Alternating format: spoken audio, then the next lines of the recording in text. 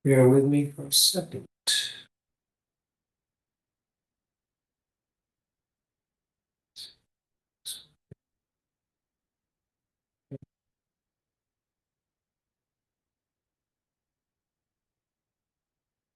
Okay.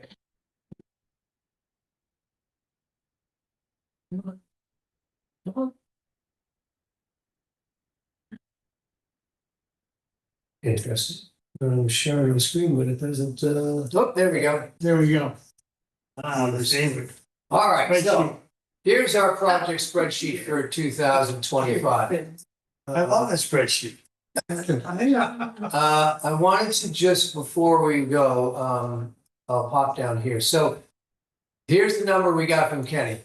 Got it from him tonight, so it's 922, right? Good.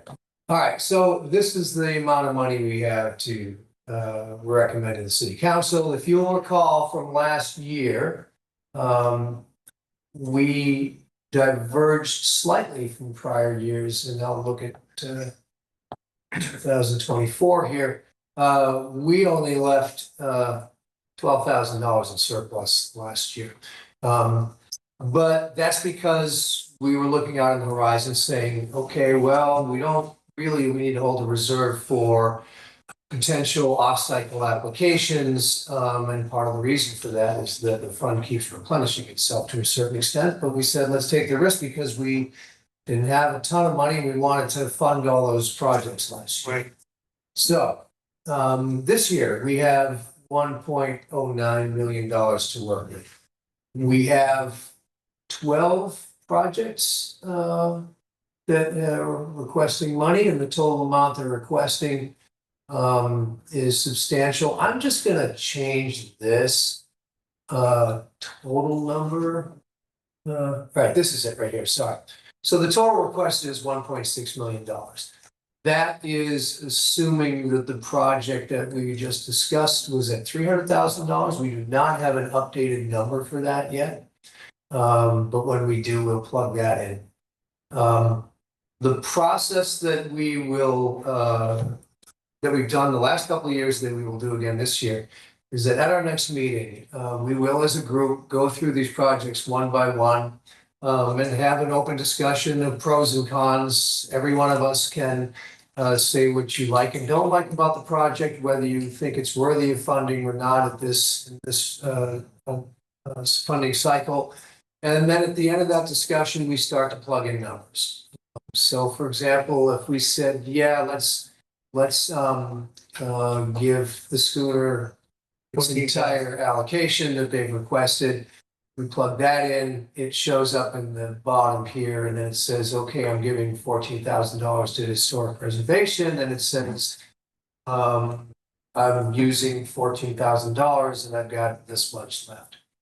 So we fill all those numbers in, and at the end of the day, we say, okay, well, we've got to stay under whatever this total number is down here. So we're not going to give all the money that everybody's requested, which is the same enigma that we come up with each year. So in past years, we haven't had the presentation that we had that took up 45 minutes tonight. So we've gone from Kenny's presentation right to doing a first cut at these numbers. And then we reserve our next meeting, which will be in October this year, to fine tune those numbers, see if we have agreement. And then at some point we vote on each project's proposal. And at the end of that, if we all agree and we come up with a number, that's when we have a slate of projects that we can recommend to the city council. I'll make one or two more personal comments in this and then open this for discussion. In recent years, we have, once we've gotten to this stage, we've only said no to a couple of projects, and the ones that we did were clearly not ready to execute a project of the scope that they had requested. And the one that comes to mind that I'm remembering is the West Gloucester Church, which had a fairly ambitious proposal, but not a good plan behind it, had not managed anything like that, and we concluded it would not be a good use of taxpayer money, even though it was an eligible project. I think this year we're gonna have a little bit more of a difficult task in front of us, because we may have to say no to projects that might be worthy projects, just because it's a tight year. So, not quite sure how that's gonna shake out, but that's why we meet and talk and, work at it. So that's my piece. Is it worth Carrie. having a discussion on giving a little to everybody versus eliminating some and Sure. and focusing on, I don't want to say, I mean, I don't know, I can't think of the word to describe what the projects would be. Bigger, better is coming to mind, but I don't mean better. I feel that, I don't know, I mean, I know you and I had discussed it, to me, it's a philosophical question of sorts that I don't know which way I lean. I mean, I feel lucky that up until now, we've been able to give everybody at least something and more than just a little something.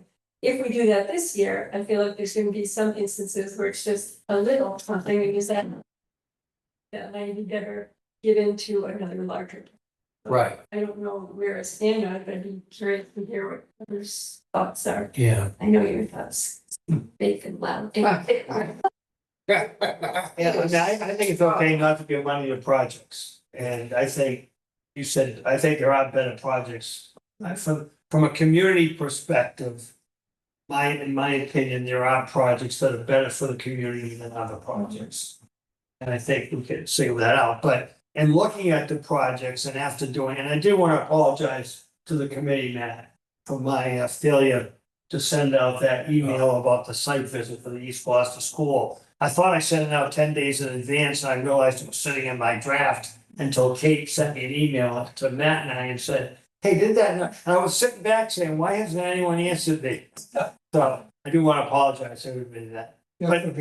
But since we are on the topic, I look at this and I look at this category and I look at, first of all, you got historic preservation, Matt. You got a big one in there, 200,000, right? But if you go down below to request by category, Yeah. and if we trim down the Hammond Castle, which we've given money to almost every year that I've been here, I know that's an exaggeration, but the historic preservation won't be, in my opinion, should probably gonna get about maybe 18 to 20%. Because 200,000 isn't too much of a request. So this is request by category, and requests by category. Right. And that 25% open space recreation includes $300,000 for East Gloucester. So Right. that's I mean, there's only two recreation projects. It's the YMCA pool and Right, this one. right. So, yeah, I hear you, Bill. And one thing Kenny did say, Mike Hale said at the site visit, he said, whatever the committee can give us, the committee can give us. That project, Mary Ann talked about it, that project is gonna get done. But it all depends on how much they have to work with. Okay?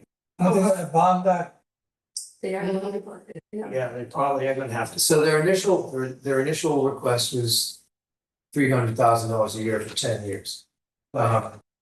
In some discussions back and forth, very informal, Mike clearly wasn't gonna sign up for a number tonight. Right. But I've heard that they're kind of targeting $2 million for 10 years. They proposed it there, Yeah, he was. Somebody said, that that's what they were asked, but Right. for John, that they were down to 200. And they referred to that was, Kate, you have a better background, you have the best background of anybody, so correct me if I'm wrong. But he said that first proposal by Weston and Sampson was like the Disney World and Playgrounds. Yeah. So that's why it came in at It's a $3 starting million. point, Yeah, it's $3 million, Doesn't look wrong, but yeah. Yeah, I mean, it was, that's what I heard, but, so I look at that, and then I also look at housing, and, I think we have we're gonna have to have a discussion about, do you give money to projects, or do you just give it to affordable housing? Right. And then, if you change that, then you get another 250 to knock it off. Right. So by the way, I'm just throwing numbers here. This is not a recommendation. This is just a kind of to get us in the mood of how we think about this when we get it. And you haven't been through this, you can't. So I just took the requested numbers and plugged them in here. So that means we're giving out too much money. Oh, like, why is that H2? Oh, that's because I got, excuse me. Okay, good. So if, for example, as you said, Bill, you say, okay, maybe we don't do the windows this year. We funded a lot of projects from the Avon Castle Museum. I don't want to get into the merits of it because I'm not espousing it. I'm just saying, okay, we're going to do that. And what if this number is 200,000, not 300,000? We're getting close. I mean, we're Take out 250 for the Washington Street project. yeah. Again, we're not saying we're going to do this. Yes, but why would you take that example? Well, here's what I'm saying. You're saying give it to the AHT. Yeah, I'm not, But wouldn't we want to give them more money? if we were going to do that? Number one. Number two, if we give something to Washington Street project and they get something from the Gloucester Housing Authority, then they've got two community organizations supporting them. And it's my belief that that looks better on grant applications.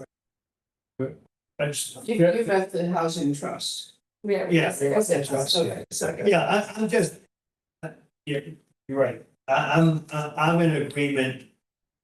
Whatever looks better for the application, it makes sense, but. Well, we went through that with other projects, and we've in the past asked people, so what do you really need in order to demonstrate community support? And maybe it's 100,000. Yeah. Right?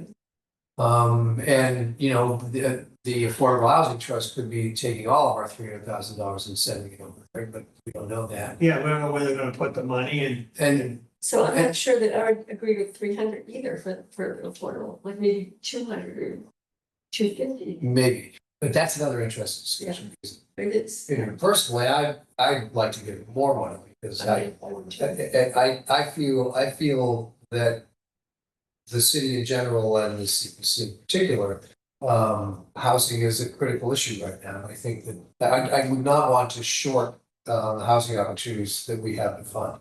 But that's a subject for debate. The other one here that comes to me is that this was the one project that we have that it's either all or nothing. They don't have other sources of funds that are significant, and it's the entire HVAC system. So unlike the windows, where they had like 3 different pieces of windows, and we said, if we give you less money, they said, we'll just do one section of the windows, you know? I'm gonna go back to East Gloucester, Yeah, open spaces, and it seems to me what they're asking us to do is finance that entire project. And it does seem a little odd to me. Over a 10-year period, there might be other sources that could come up.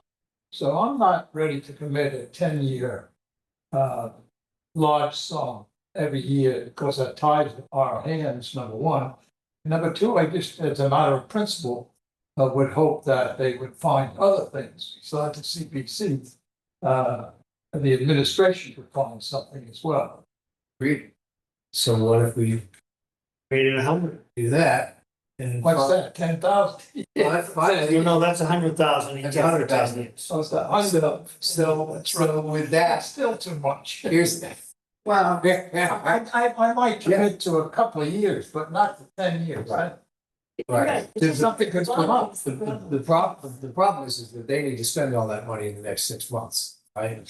And so, I mean, they wanna be done next summer, which is why they bonded. I mean, Right. we say we're The getting. same thing with the library, right? Yeah. And Right. They needed 29 million and they only had raised Yeah. about 16 or 17, so they bonded. So, this is the kind of exercise we go through, and I'm, you know, I haven't asked any of you, and I'm certainly not personally prepared to really dig into this yet.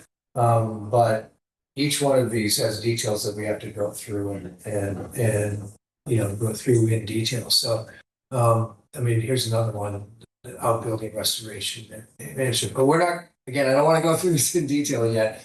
At our next meeting, we should come prepared and ready to espouse positions and funding recommendations and bat them around. At the end of the process, we will take a vote on each one of these projects and we will vote on a recommended funding amount.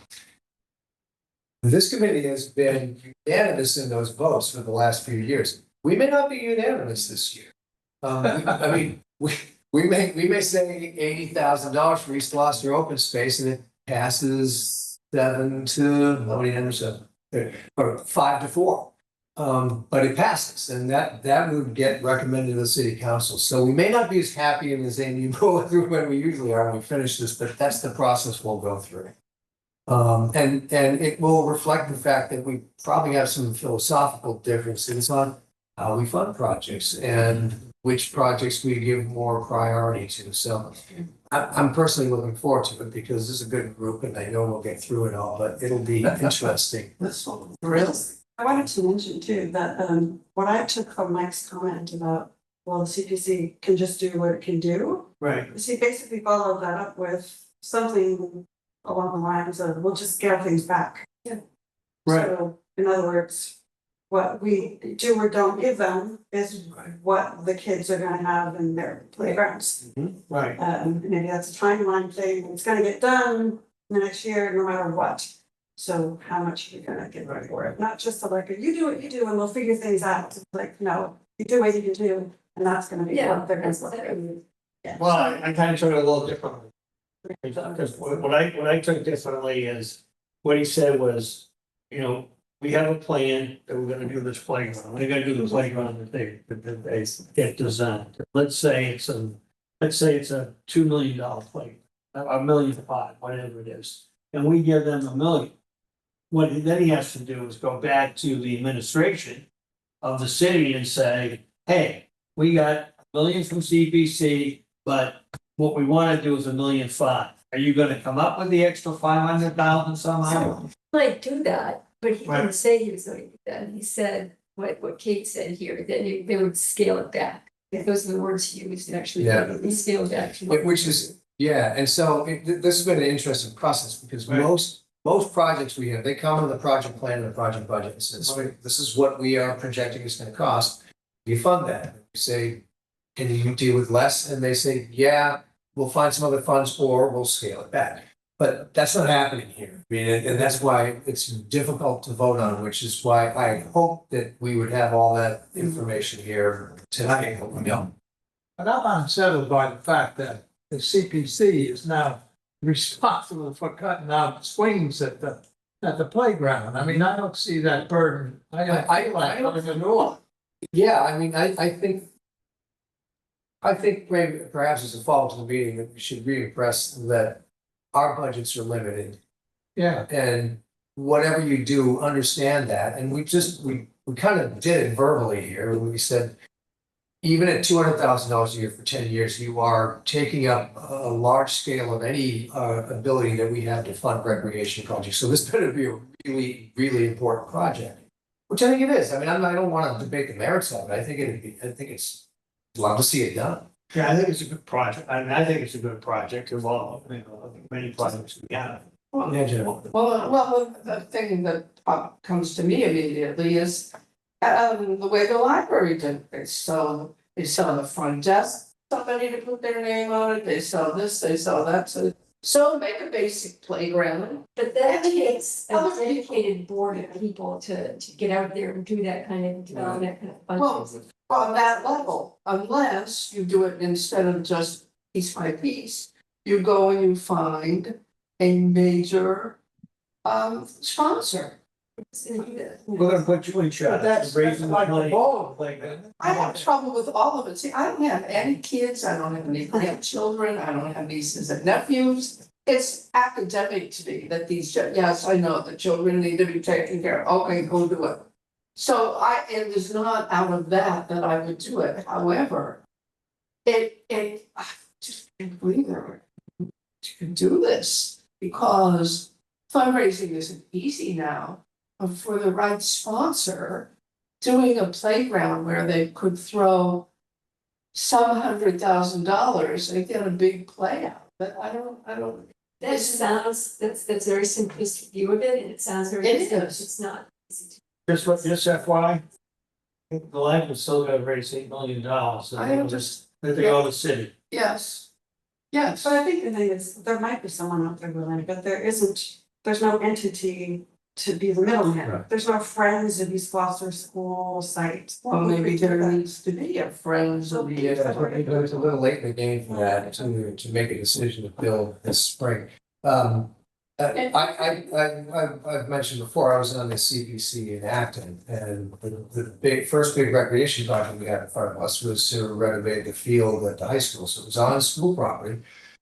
But a citizens organization, Friends of Leary Field, formed and private fundraised, and they're the ones who brought it forward. They said, look, we'll raise a third of the money if you can get a third of the money each from the schools in the city. And it was all seeded over the school and it was done, and that's how they did it. But the first year they brought it from the CPC, we said it's not ready. You don't have enough money yet. Some of the projects, the concepts are ill formed, and we said come back next year. So What's the rush in getting this done by next summer? I mean, I get people wanna. people want it, yeah, We all want it, but what, maybe that's the thing to do, is to right. get, that neighborhood group becomes the friends of, whatever playgrounds we call them. Right. I mean, I agree, I think that's been my problem with it from the start, is getting so much money for the next 10 years, I just think that's a. That's true.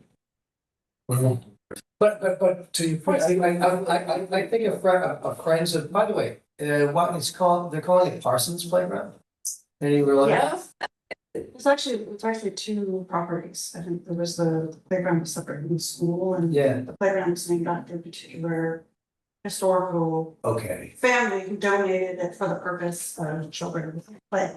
and that person was Parsons. Correct. Not, I would always say. Yeah, okay. not that I know of. This. My Parsons is from, yeah. So, but Friends of Parsons Playground, it would, if it established, and even if they raised $100,000, I mean, which is a lot of money.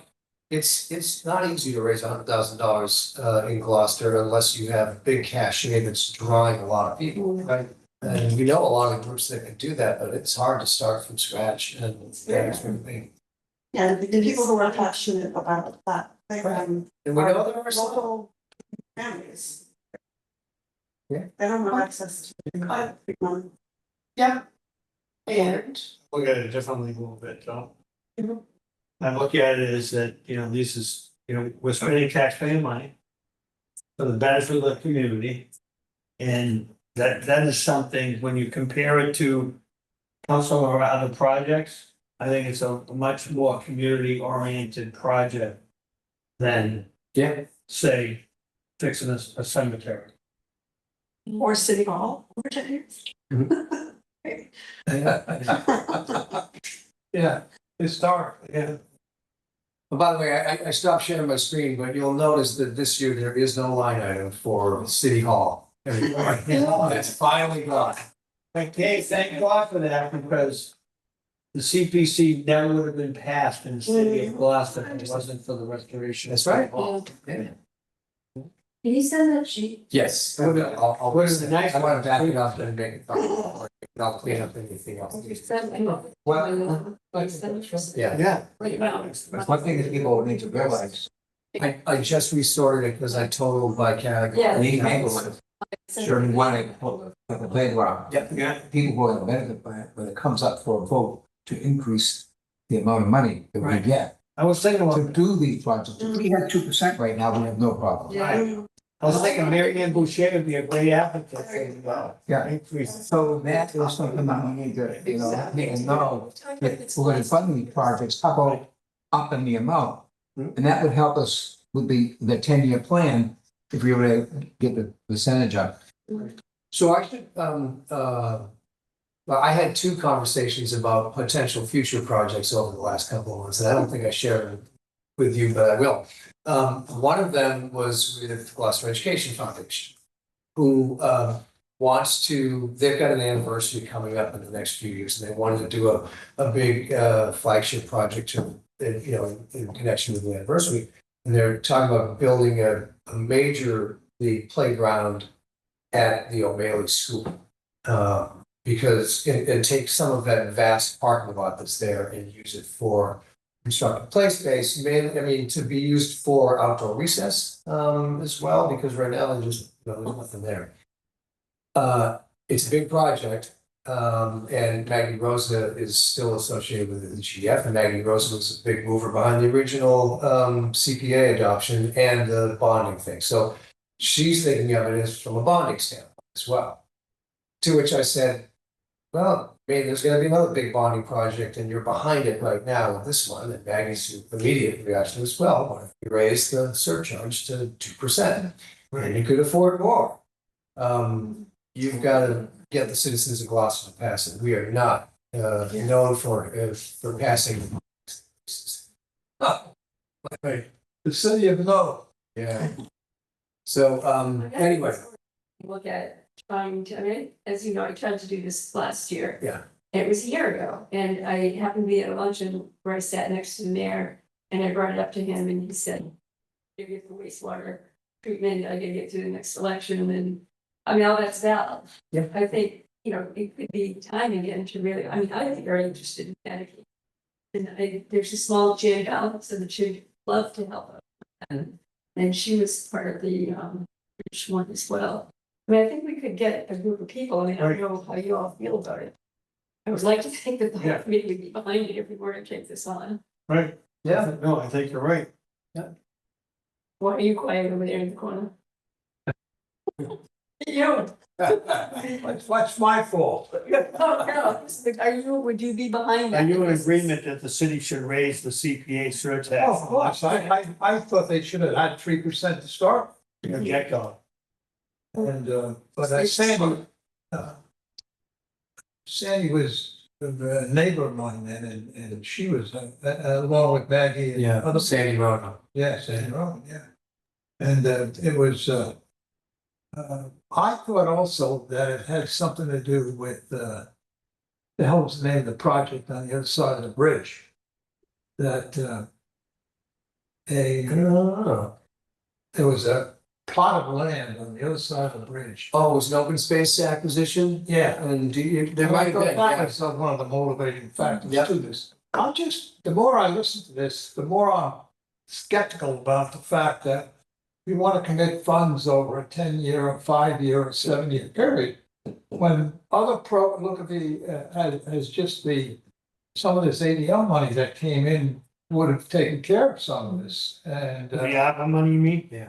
yeah, Well, I think they actually thought they were gonna have enough money to do Well, that. but everybody wants a piece of it. See? Yeah.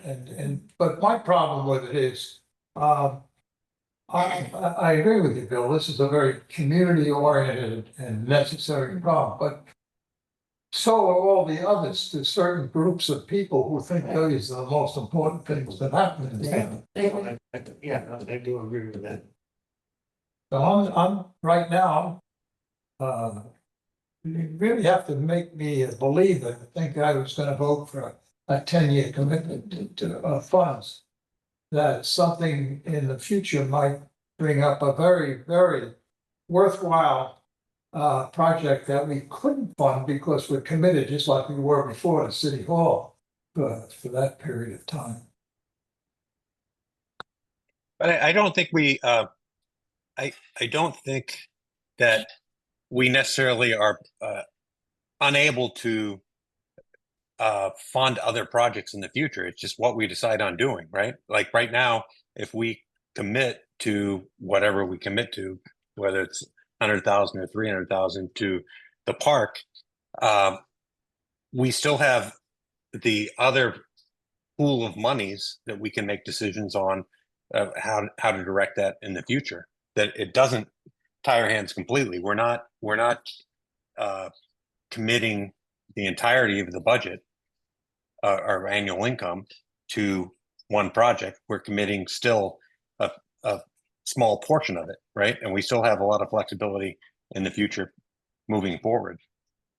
So it's true, at 300, I mean, at 3 million, we're committing what is a third of the budget to one project. Sure, it's not, yeah, you're right, but it's not a $3 million project, that's what we've. Right, but that's what started this whole discussion, when Yeah. it was at 3. So, I mean, I do think it's worth, I mean, I understand, Sean's, obviously, it's not the whole budget, and it's not all the projects, But but what it's a big chunk. if this establishes precedent and the Gloucester Education Foundation comes in once? Right. $3 million, wants $300,000 a year for 10 years. Somebody else comes along, or even the Schooner Adventure wants to build the whole boat into, or fiberglass or something, and they want it. I mean, I'm just Well, concerned. that's why we have to evaluate and make a decision. Yeah. There is no precedent in our votes. Our votes don't set precedent. Our votes are individual votes on each project. There is no precedent set by how we vote this year to the next. Right, it's not a precedent, but it's a commitment. So it reduces our flexibility if you're committing, 10 weeks. Okay, and let us not forget that the bottom line is that we don't make the decision anyway, so we can say blah, blah, blah, and then whoever is on the city council can say, and that's that. And just as a frame of reference, there's, as you know, our processes, we recommend BNF reviews and recommends, and then the city council reviews and adopts. There's only one project that's ever been approved by the CPC and voted down by BNF. And that was a second bonded project that was about 4 or 5 years after the initial city hall one, and I think it was another city hall project. Maybe the electrical system, it was something above and beyond the original one. And it wouldn't, and BNF said no. Just one more thing, I'm gonna redeem myself after I say what I've said about children. I would be willing, personally, I would be willing to talk to some people about approaching donors, about approaching to see if we could get a local, and not even local, to see what we could brainstorm and think of who to approach to get this thing funded.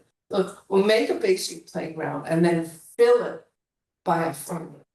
I think that might be a way to go, and I am personally saying that I will get it if some people who are in the project will talk to me about it. Okay? Excellent. Yeah, Good, I thank you. think, Thank you, I Sally. think why don't do more that way? I think we can do more. Who wants to talk about the library, $8 million? Maybe. Okay. Isn't that the way Trump is financing the ball in the White House? No, he's doing it with the gold card. The golf club. Gold card. All right, let's see. Onwards, I'm going to terminate the discussion of the framework. So we know what we need to do. We'll have a few emails and hopefully have more information from the city on the East Gloucester Playground. Are you gonna send us the spreadsheet? Yes, I will. So that's on my to-dos. Let's see, admin updates, I have none. I guess I just, I don't have any, other than next meeting. So next meeting, the third Monday is October 20th, and that will be an important meeting that we should make sure fits for all of us. Is that date problematic for anybody? It's good for me. And I was, but I can't. Really? It's Yeah. It's the first. Yep, October first, you're showing up tonight. Right. Oh, we have. You already have it in your calendar? Good for you. All right, so October 20th it is. I'm not hearing any objections. We will convene here again then, and that purpose of that meeting is to hash out our recommendations. If we can't agree or we really disagree, that'll carry over to another meeting, and then we'll schedule that one from there. The last point I want to make is that we are a month behind where we've been in the past, but last year or the year before, we actually made our recommendations at the September meeting. But because the city's been late in getting free cash certified, our applicants had to wait 6 months anyway, so I don't see any harm. We're not going to slow down applicants' availability of money to them, so we're good. Do I hear a motion to close this meeting? To adjourn. I second. All in favor? Aye. Meeting adjourned. Thanks, everybody. See you in a month. It's also.